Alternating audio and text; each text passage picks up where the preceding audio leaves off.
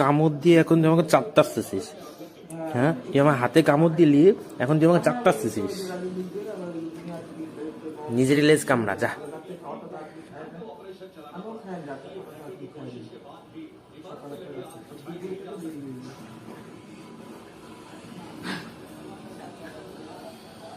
হ্যাঁ, আমি ৯টা ৯:৩০ মধ্যে